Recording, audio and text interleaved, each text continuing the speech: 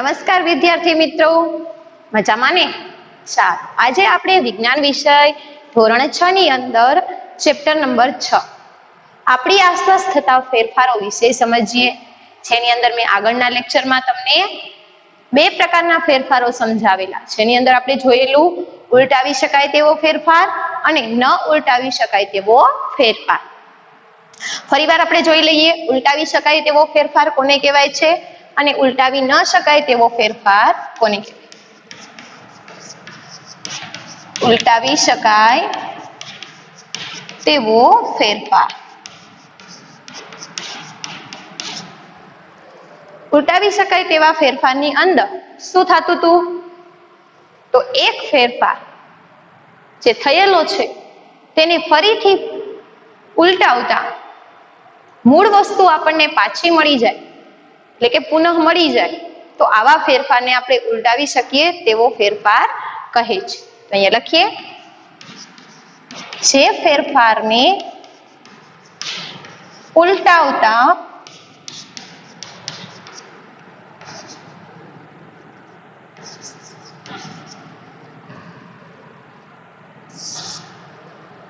પુનઃ વસ્તુ મૂળ સ્વરૂપમાં મળી જાય તેવા ફેરફારને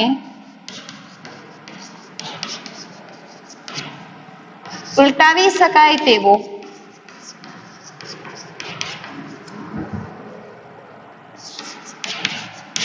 ફેરફાર કહે છે.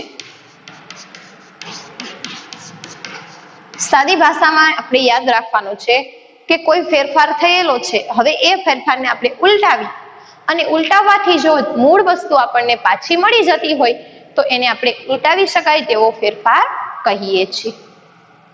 એની અંદર આપણે ઉદાહરણ જોયેલા કે કયા કયા ઉદાહરણ ઉલટાવી શકાય તેવા ફેરફારના છે.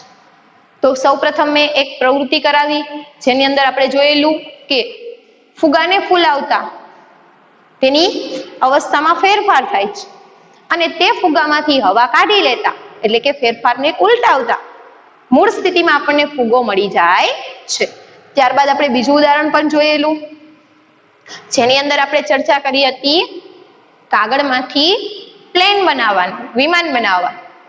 જ્યારે વિમાન બનાવીએ છીએ તો વિમાન બનાવી લીધા પછી તેને તમે મૂળ સ્થિતિમાં ફરીથી પાછું મેળવી શકો છો. એ ઉપરાંત બીજા મેં 12 ઉદાહરણ જોયા હતા, 12 ફેરફારો તમને દેખાડેલા કે જેની અંદર અલગ અલગ ફેરફારો હતા. જેમાં શું હતું? એક તો ઊનમાંથી સ્વેટર બનાવવું, તો એ ઉદાહરણમાં લખી શકીએ, ઊનમાંથી સ્વેટર ગૂંથવું. ગૂંથેલું જે સ્વેટર હશે તો એ ગૂંથેલા સ્વેટરને દોરી ખેંચતા તમને ઊન આખી મૂળ સ્વરૂપમાં પાછી મળી જશે. ત્યારબાદ દૂધનું ગરમ કરવું,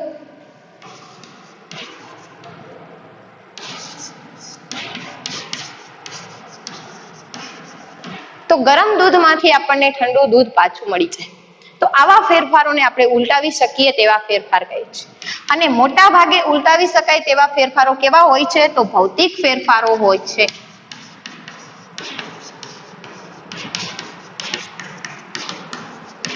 એટલે કે એના જે ગુણધર્મ છે એ નથી બદલાતા, ખાલી એનો દેખાવ, એનો રંગ, એવા જે ભૌતિક ગુણધર્મ હશે, રાસાયણિક ગુણધર્મ ન બદલાતા, ખાલી ભૌતિક ગુણધર્મની અંદર જ ફેરફાર જોવા મળે છે.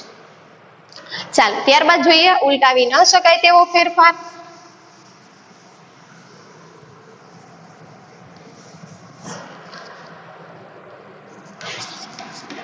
ઉલટાવી ન શકાય તેવો ફેરફાર.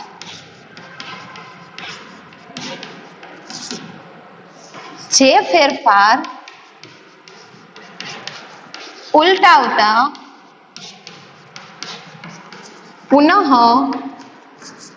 મૂળ સ્વરૂપની વસ્તુ અથવા તો મૂળ વસ્તુ મેળવી શકાતી નથી,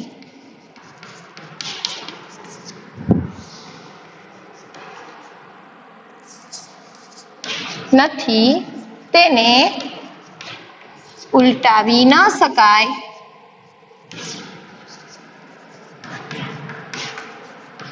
તેવો ફેરફાર કહે છે.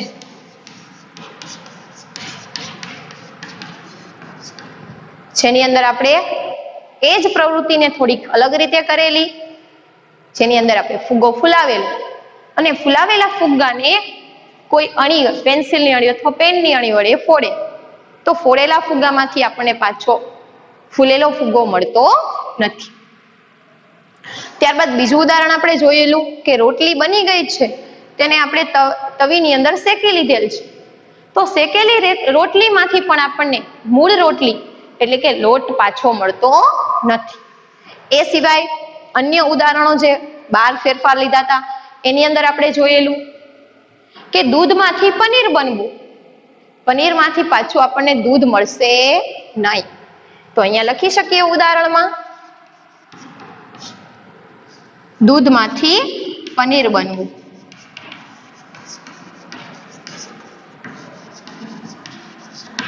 અથવા તો દૂધમાંથી દહીં બનવું.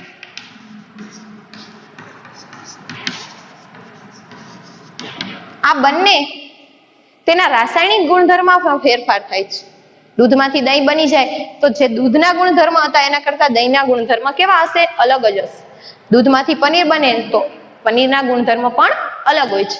એટલે કે એના ભૌતિક ગુણધર્મમાં ફેરફાર નથી થતો, પરંતુ રાસાયણિક ગુણધર્મની અંદર ફેરફાર થાય છે.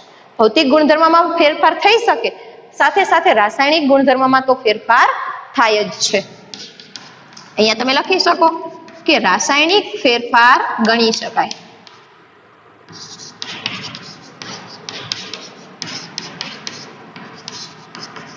ઉલટાવી ન શકાય એવો ફેરફાર એટલે કે રાસાયણિક ફેરફાર. આવી આપણે માહિતી મેળવેલી. આજે આપણે ફેરફારો જ જોઈશું, ઉલટાવી શકાય એવા અને ન ઉલટાવી શકાય એવા. પણ અન્ય કોઈ રીતથી આપણે આવા ફેરફારો કરી શકીએ છીએ તેની જાણકારી મેળવવી. અન્ય રીતની અંદર આપણે લઈએ ગરમ કરવાની, કે કોઈ પદાર્થને ગરમ કરીએ અને એની અંદર જે ફેરફાર થાય છે તેનું નિરીક્ષણ કરીએ કે તે ફેરફાર ઉલટાવી શકાય એવો છે કે ન ઉલટાવી શકાય તેવો. તો એની અંદર આપણે જોઈએ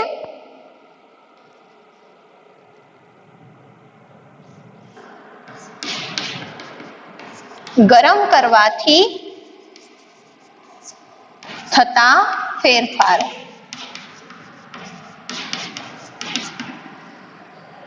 સૌપ્રથમ પહેલું ઉદાહરણ જોઈએ, જે ખેતીના ઓજારો છે જેના અંદર ઉદાહરણ લઈએ કે પાવડો છે. તો તમે બધાએ પાવડાનું નીચેની જે લોખંડની પટ્ટી હોય અથવા તો લોખંડની જે ફલક છે, ભાગ છે લોખંડ, તે તમે બધાએ જોયેલો હશે. તો એની અંદર કેવી રચના હોય છે? તો લોખંડનો એક પહોળો ભાગ હોય અને તેની વચ્ચે એક ગોળ જગ્યા એટલે કે ગોળ રિંગ બનાવેલી હોય છે. જે રિંગની અંદર આપણે લાકડાનો હાથો ફિટ કરીએ છીએ. શેની વાત કરીએ છીએ? પાવડાની વાત કરીએ છીએ કે પાવડાનો આકાર આ રીતનો હોય તો અહીંયા વચ્ચેના ભાગમાં આપણે શું રાખેલું હોય છે? રિંગ જેવું રાખેલું હોય છે. એ ભાગ કેવો હોય છે? ખાલી હોય છે, કે જેની અંદર આપણે શું લગાવવાનું હોય છે? લાકડાનો હાથો. તો અહીંયા આ લાકડાનો હાથો આની અંદર કેવી રીતે ફિટ કરવામાં આવે છે? તો તમે જોયું હશે કે લાકડાનો હાથો છે તે આ રિંગ કરતા, આ જે રિંગનો ભાગ છે એના કરતા થોડોક જાડો હોય છે, એટલે કે એનો ઘેરાવો વધુ હોય છે. કોના કરતા? તો આ રિંગ કરતા. અહીંયા આપણે આ જે રિંગનો ઘેરાવો છે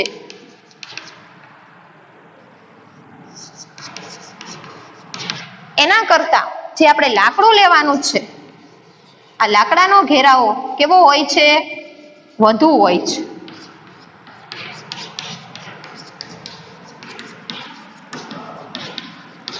જો હવે લાકડું જાડું હશે તો આ રિંગની અંદર જશે નહીં. તો કેવી રીતે ફિટ કરવામાં આવે છે? લાકડાનો હાથાને આ લોખંડના ભાગની અંદર કેવી રીતે ફિટ કરવામાં આવે છે? તો એના માટે શું કરે છે? તો લોખંડનો જે ભાગ છે એને, આ રિંગને ગરમ કરવામાં આવે. ગરમ કરવાથી લોખંડ કેવું બનશે? નરમ બનશે. એટલે કે એનું કદ વધે છે. ગરમ કરવાથી લોખંડનું કદ વધે છે. અહીંયા યાદ રાખજો કે આપણે જો લોખંડને ગરમ કરીશું તો એના કદમાં શું થશે? વધારો થશે. આ જે રિંગ છે એ હવે કેવી બની જશે? પહોળી બની જશે, જેથી કરીને આ લાકડાનો જે હાથો છે તે એની અંદર ફિટ આવી જશે. ત્યારબાદ લોખંડ ગરમ હતું એટલે પોળું થયેલ છે. હવે ધીમે ધીમે લોખંડ શું થઈ જશે? ઠંડુ પડી જશે, અથવા તો તમે એની ઉપર પાણી નાખશો તો લોખંડ તરત ઠંડુ પડશે. ઠંડુ પડતા પાછું તે પોતાના મૂળ સ્વરૂપમાં, એટલે કે જે કદ વધેલ છે એ કદ પાછું મૂળ સ્વરૂપમાં આવી જશે. આમ હાથો છે તે લોખંડના ભાગ સાથે મજબૂતાઈથી જોડાઈ જશે. આવા બધા જ ઓજારી એક પાવડાની અંદર નહીં, કુહાડી છે, સોરિયું છે, નીંદણિયું છે, તો આ બધાની અંદર આપણે આવા હાથાઓને ફિટ કરીએ છીએ. તો કેવી રીતે? લોખંડને ગરમ કરવાથી તેની રિંગનું કદ વધશે, એટલે કે લોખંડનું કદ ગરમ કરવાથી વધે છે. ત્યારબાદ આ લાકડાનો જે હાથો હશે તેની અંદર ફિટ કરવામાં આવે છે. ત્યારબાદ લોખંડ ઠંડુ થતા પાછું મૂળ સ્થિતિમાં આવી જશે, જેથી ચુસ્ત રીતે લાકડાનો હાથો લોખંડના ભાગ ઉપર બેસી જશે અને એ ઓજારનો આપણે હવે ઉપયોગ કરી શકીએ છીએ. તો અહીંયા આપણે જોયું કે લોખંડને ગરમ કરવાથી એનું કદ વધે છે. તો અહીંયા ફેરફાર થયો કે ના થયો? તો ફેરફાર તો થાય જ છે. હવે જોવો કે કેવો ફેરફાર થાય છે. લોખંડને ગરમ કરી તો કેવો ફેરફાર થાય છે? ઉલટાવી શકાય તેવો કે ના ઉલટાવી શકાય એવો? તો તમે જોશો કે લોખંડને ગરમ કરવાથી એનું કદ વધે છે, એટલે કે લોખંડનું કદ પ્રસરણ થાય છે. કદ વધુ એટલે અહીંયા તમે લખી શકો કે પ્રસરણ થાય છે, અથવા તો તેની લંબાઈમાં વધારો થાય છે. ગમે તે શબ્દ વાપરી શકો. પ્રસરણ થવું એટલે કે વધારો થવો, લાંબુ થવું. હવે આ પ્રસરણ ગરમ કરવાને કારણે થયું. હવે પાછું જો મૂળ સ્થિતિમાં, એટલે કે લોખંડ ગરમમાંથી ઠંડુ થઈ જાય છે તો કદ પાછું શું થઈ જશે?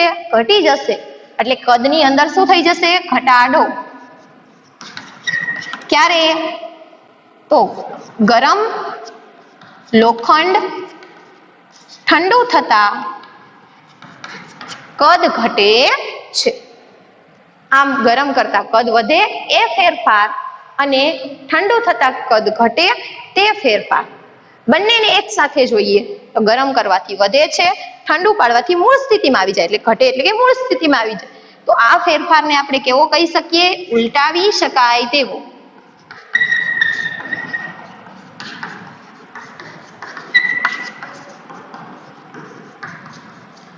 તો અહીંયા તમને પરીક્ષાની અંદર પૂછે કે લોખંડને ગરમ કરવું એ કયા પ્રકારનો ફેરફાર છે, અથવા તો એવી રીતે પણ પૂછી શકે કે ગરમ કરવાથી થતા ઉલટાવી શકાય તેવા ફેરફારનું ઉદાહરણ આપો.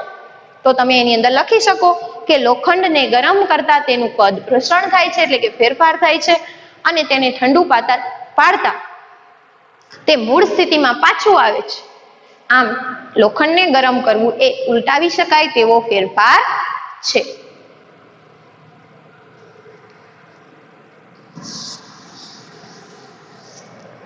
અહીંયા જે કદ વધે છે એને પ્રસરણ થાય છે અને ઘટે છે તો એને સંકોચન થયું કહેવાય છે. શું કહેવાય છે?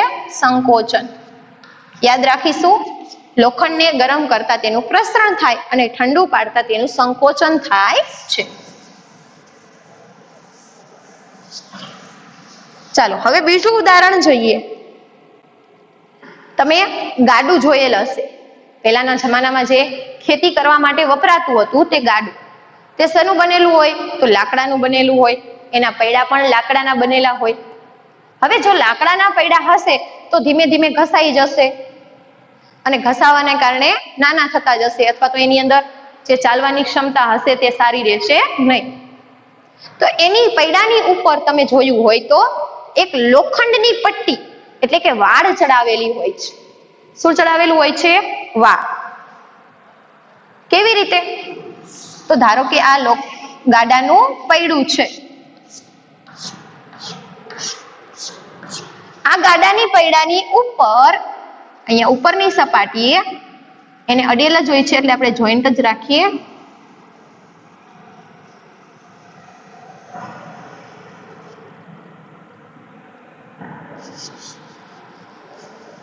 શું કરેલું હોય છે?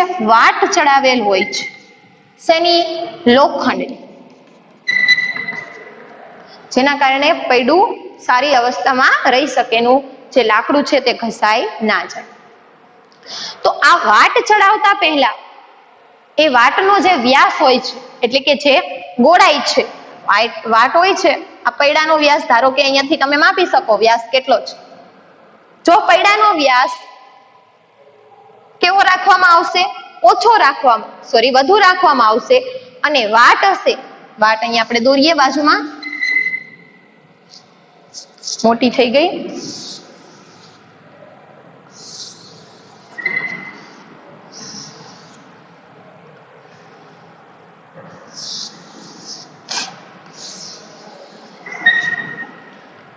આ લોખંડની વાટ સમજીએ અને આ પૈડું છે. તો આ પૈડાનો જે વ્યાસ હશે એના કરતા લોખંડની વાટનો વ્યાસ ઓછો રાખવામાં આવે છે. કેવો રાખે છે? ઓછો.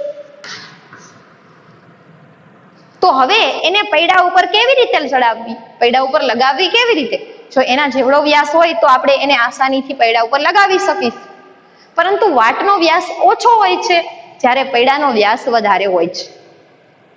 તો શું કરવામાં આવે છે? જેવી રીતે આપણે ખેતીના ઓજારોની અંદર કરેલું કે રીંગને ગરમ કરીશું એટલે એના કદની અંદર શું થશે? પ્રસરણ થશે. એટલે એનો જે રીંગનો ભાગ છે, ઘેરાવો છે, તે વધી જશે. તો એવી જ રીતે આ રીંગને, આ વાટને પણ શું કરવામાં આવે છે? ગરમ કરવામાં આવે છે. ગરમ કરતા વાટની જે પહોળાઈ હશે, એનો જે વ્યાસ હશે, એની લંબાઈ, એની અંદર શું થશે? વધારો થશે. એટલે ગરમ કરતા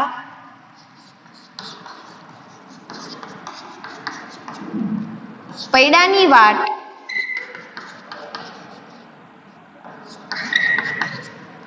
નો વ્યાસ વધે છે. પૈડાની વાટનો વ્યાસ વધતા તેને આપણે આસાનીથી પૈડા ઉપર લગાવી શકીશું. આ ગરમ થયેલ વાટ ધીમે ધીમે ઠંડી પડે છે, અથવા તો એની ઉપર આપણે ઠંડુ પાણી નાખીએ તો તે ગરમ વાટ પાછી મૂળ સ્થિતિમાં આવી જશે. એટલે કે એનું સંકોચન થઈ જશે અને પૈડા ઉપર ચુસ્ત રીતે બેસી જશે. તો આમ પૈડા ઉપર જે લોખંડની વાટ ચડાવવી છે તેની અંદર આપણે લોખંડને શું કરીએ છીએ? ગરમ કરીએ છીએ. ગરમ કરવાથી એનું કદ વધશે, એટલે કે એનું પ્રસરણ થશે. પ્રસરણ થઈ તે મોટી બનતા પૈડા ઉપર આસાનીથી ચડી જાય છે.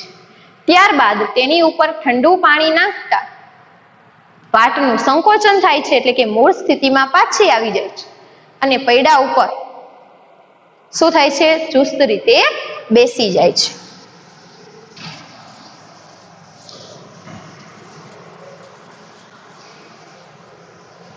ત્યારબાદ હવે ઉદાહરણ જોઈએ કે કોઈ પાત્રની અંદર બરફ ભરેલ છે. બરફને તમે વાતાવરણમાં રાખશો એટલે વાતાવરણની ગરમી મેળવી અને બરફનું શેમાં રૂપાંતર થઈ જશે? પાણીમાં. બરફ હતો પહેલા મૂળ સ્થિતિમાં, બરફને ગરમી આપવાથી અથવા તો ગરમી મેળવવાથી, ગરમી મળતા તેનું શેમાં રૂપાંતર થઈ જશે? પાણીની અંદર. તો અહીંયા જુઓ તો અવસ્થા ફેરફાર થયો, બરફમાંથી પાણી બનવું તો ફેરફાર કહેવાય. હજી આપણે પાણીને વધુ ગરમી આપીએ,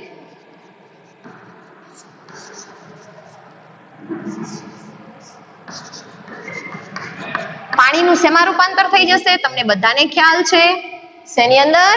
વરાળની અંદર રૂપાંતર થઈ જાય છે. જે આપણે આગળના ચેપ્ટરની અંદર ભણ્યા હતા કે પાણીનું વરાળમાં રૂપાંતર થવાની ક્રિયા એટલે બાષ્પીભવન. તો અહીંયા પાણીમાંથી વરાળ બને છે એટલે કે બાષ્પીભવનની ક્રિયા થાય છે. તો એની અંદર પણ ફેરફાર તમને જોવા મળશે. શું થાય છે? તો પ્રવાહી અવસ્થામાંથી શેમાં આવી જાય છે? વાયુ અવસ્થામાં. એટલે કે અવસ્થામાં ફેરફાર થાય. બરફ હતો તો કેવી અવસ્થા હતી? એની ઘન અવસ્થા હતી. પાણી એટલે એની પ્રવાહી અવસ્થા છે. અને વરાળ એટલે એની વાયુ અવસ્થા છે. તો અહીંયા પણ તમે ફેરફાર કરાવી શક્યા. શેની મદદથી? તો ગરમી આપતા એટલે કે ગરમ કરતા. બરફમાંથી પાણી, પાણીમાંથી વરાળ. હવે હું આ બધા પદાર્થોને ઠંડા કરું એટલે કે વરાળને હું પાછી શું કરું છું? ઠારું છું. એટલે કે ઘનીભવનની ક્રિયા કરતા શું થશે?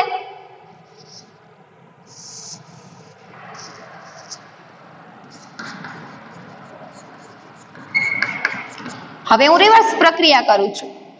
એની અંદર શું કરીએ છીએ? ઠંડુ પાડતા એટલે કે ઠંડુ કરીએ છીએ. વરાળને ઠંડી પાડી તો શું બની જશે? પાણી બની જશે. અને તેવી જ રીતે પાણીમાંથી જો તમે ગરમી શોષી લેશો એટલે કે ઠંડી પાડી દેશો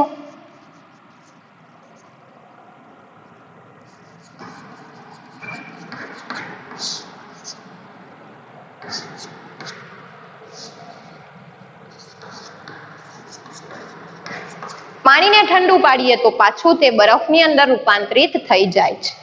અહીંયા કેવી પ્રક્રિયા થાય છે? તો બરફમાંથી ગરમી મળતા તેનું પ્રવાહીમાં એટલે કે પાણીમાં રૂપાંતર થઈ જાય છે.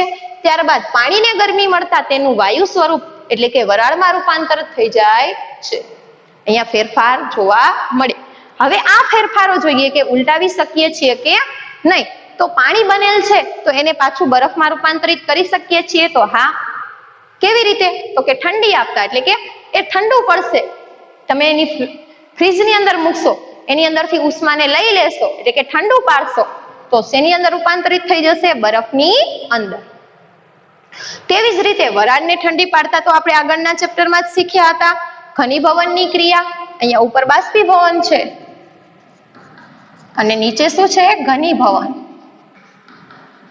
તો ઘનીભવનની ક્રિયાથી આપણને પાછું પાણી પ્રાપ્ત થઈ જાય છે.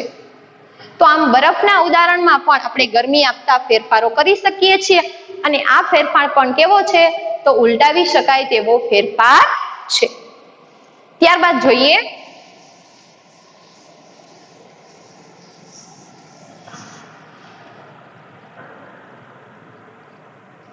એક મીણબત્તી લઈએ. મીણબત્તીને સળગાવી તે પહેલા સળગાવતા પહેલા આપણે જોઈ લેવાનું છે કે મીણબત્તીની લંબાઈ કેટલી છે. પહેલાથી લઈએ. ધારો કે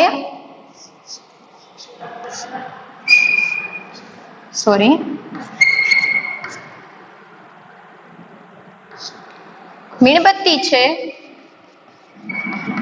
તેની લંબાઈ માપી લઈએ કે કેટલી લંબાઈની તમે મીણબત્તી લીધેલ છે. ધારો કે મેં અહીંયા 10 સેન્ટીમીટરની મીણબત્તી લીધી છે. સ્કેલ વડે માપી તો મીણબત્તીની લંબાઈ તમને કેટલી જોવા મળી? તો 10 સેન્ટીમીટર છે. હવે આ મીણબત્તીને સળગાવીએ. આ જ મીણબત્તી છે તેને શું કરીએ છીએ? સળગાવીએ છીએ. તો સળગાવતા થોડી વાર તમે સળગવા દેશો, થોડી વાર આ મીણબત્તીને સળગવા દેશો તો ધીમે ધીમે ધીમે તે ઓગળતી જશે અને તેનું કદ ઘટતું જશે. હવે થોડા સમય પછી આપણે અવલોકન કર્યું મીણબત્તીને ઓલવાયેલી અવસ્થાએ ધુમાડો નીકળે છે.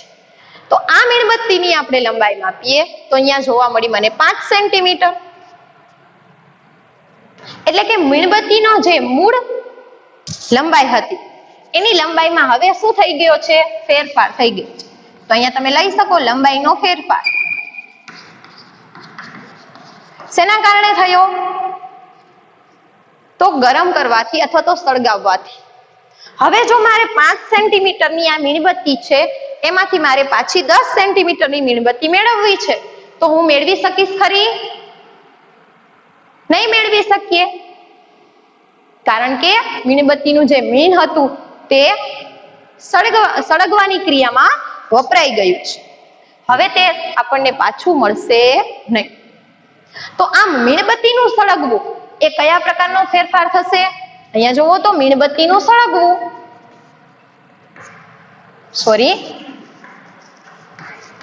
મીણબત્તીનું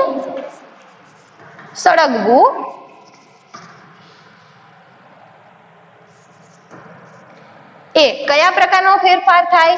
તો ઉલટાવી ન શકાય તેવો ફેરફાર.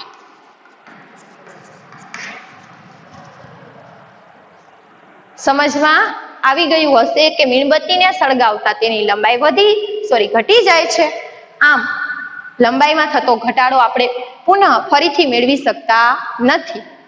તો આથી આપણે કહી શકીએ કે મીણબત્તીનું સળગવું એ કયા પ્રકારનો ફેરફાર છે? તો ઉલટાવી ન શકાય તેવો ફેરફાર. હવે મીણબત્તી વડે જ બીજી પ્રવૃત્તિ કરીએ કે જેની અંદર આપણે શું કરીશું? તે કોઈ એક પાત્રની અંદર, કોઈ એક ડીશની અંદર આપણે થોડું મીણ લઈએ. તમે આ મીણબત્તી પણ લઈ શકો છો. આ ડીશની અંદર આપણે શું રાખેલ છે? મીણબત્તી. હવે તેને ગરમ કરીએ.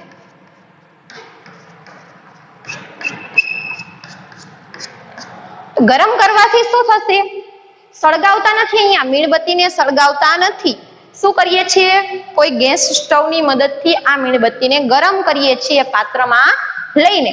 તો જે ગરમ થવાથી આ મીણબત્તીનું મીણ છે તે શું થશે? ઓગળી જશે.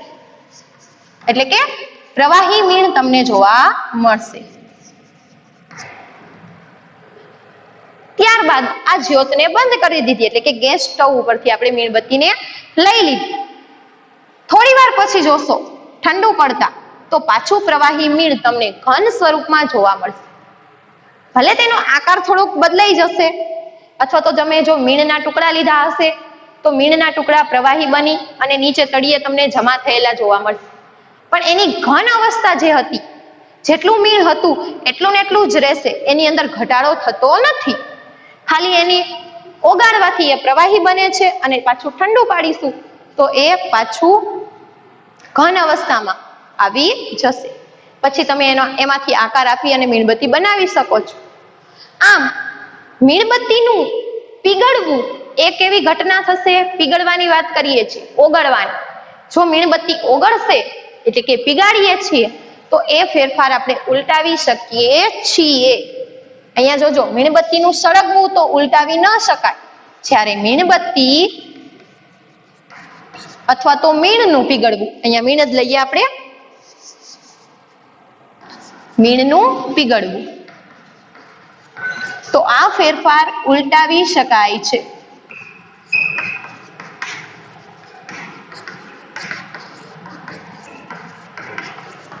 એટલે કે ઉલટાવી શકાય તેવો ફેરફાર કહી શકીએ છીએ.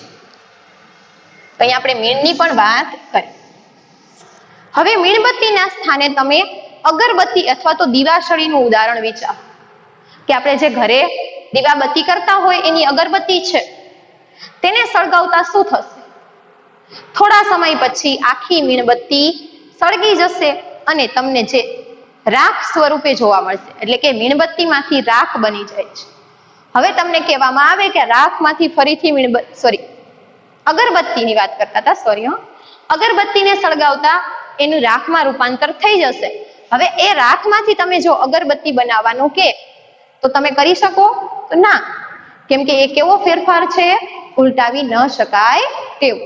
તે જ રીતે અહીંયા મીણબત્તીને સળગાવવા માટે આપણે જે દીવાસળી વાપરેલ છે તે દીવાસળીની નોંધ કરીએ તો દીવાસળીને સળગાવતા પણ તેનું કદ ધીમે ધીમે ઘટી જાય છે અને સળગી અને એ પણ શેની અંદર રૂપાંતરિત થઈ જાય છે? રાખની અંદર.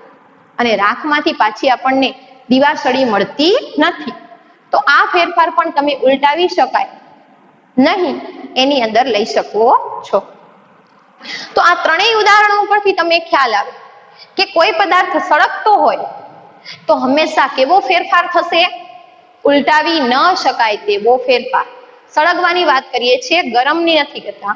કોઈ પદાર્થને સળગાવીએ એટલે તે પદાર્થ બીજા પદાર્થની અંદર રૂપાંતરિત થઈ જાય છે અને એ ફેરફાર ઉલટાવી ન શકાય તેવો ફેરફાર આપણે લઈ શકીએ છીએ. ચાલો હવે ઉદાહરણ લઈએ, ડામરને ગરમ કરો. રોડ બનાવતા હોય ત્યારે રોડની ઉપર શું નાખતા હોય છે? ડામર ગરમ કરીને નાખતા હોય છે. તો આ ડામર ગરમ કરવાની ક્રિયામાં ડામરને ગરમ કરતા તેનું થોડુંક સ્વરૂપ બદલાય છે, એટલે પ્રવાહી જેવું બને છે. અને આ પ્રવાહીને પાછો ઠંડો કરશું, પ્રવાહી ડામર, તો પાછું આપણને ઘન સ્વરૂપનો ડામર મળી જશે. એટલે કે ઉલટાવી શકાય તેવો ફેરફાર છે. હવે છેલ્લા ટોપિકની વાત કરીએ, મિશ્રણ કરતા બનતા ફેરફાર. જે આપણે આગળના પાઠની અંદર જોયું હતું. શું જોયું હતું? તો કે કોઈ પાત્રની અંદર પાણી લઈ તેની અંદર મેં છેલ્લે મીઠું ઉમેરેલું સંતૃપ્ત દ્રાવણ બનાવવા માટે. હવે મારે મીઠું પાછું જોઈએ છે, અથવા તો અહીંયા જોઈએ પેલા કે પાણીની અંદર મીઠું નાખતા એ ફેરફાર કેવો થઈ જશે? કે અહીંયા ફેરફાર થશે, કેમ કે પાણીના ગુણધર્મની અંદર ફેરફાર થાય છે. પાણી કેવું બની જાય છે? ખારું બની જાય છે. તો આથી એ ફેરફાર થયો ગણાય કે એક પદાર્થની અંદર બીજો પદાર્થ ઉમેરે તો પણ ફેરફાર થાય છે. શું કહું છું? પાણી એક પદાર્થ છે, તેની અંદર મીઠું નાખ્યું એટલે કે બીજો પદાર્થ નાખ્યો, બંનેનું મિશ્રણ બનાવ્યું એટલે મિશ્રણ કરતા પદાર્થો પણ એના ફેરફારો જોવા મળે. હવે આ મીઠાના દ્રાવણમાંથી આપણે મીઠું અને પાણી અલગ કરવા છે, એટલે કે પાછા મૂળ સ્વરૂપમાં મળે છે કે નહીં એ જોઈએ. તો આપણે જોયેલું છે એની અંદર કે મીઠાના દ્રાવણમાંથી આપણને મીઠું અને પાણી બંને અલગ મળી શકે છે. તો એ ફેરફાર કેવો થશે? ઉલટાવી શકાય તેવો ફેરફાર.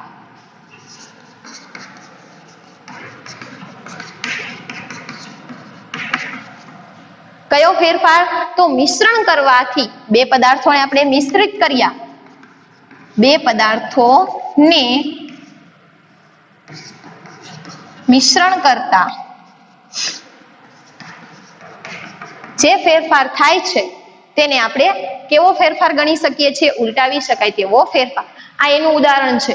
બધા ફેરફારો આવા હોતા નથી કે બે પદાર્થોને મિશ્રણ કરીએ અને હંમેશા ઉલટાવી શકાય તેવો જ ફેરફાર બનતો હોય. તો અહીંયા આપણું ચેપ્ટર છે આપણી આસપાસ થતા ફેરફારો, તે પૂર્ણ થાય છે. એકદમ સહેલું ચેપ્ટર હતું.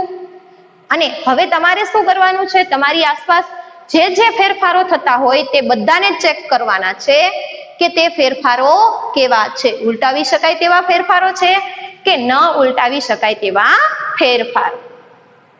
હવે આપણે આગળના લેક્ચરમાં ચેપ્ટર 7 સાથે મળીશું. ત્યાં સુધી આ ફેરફારો જુઓ કે ઉલટાવી શકીએ છીએ કે નહીં.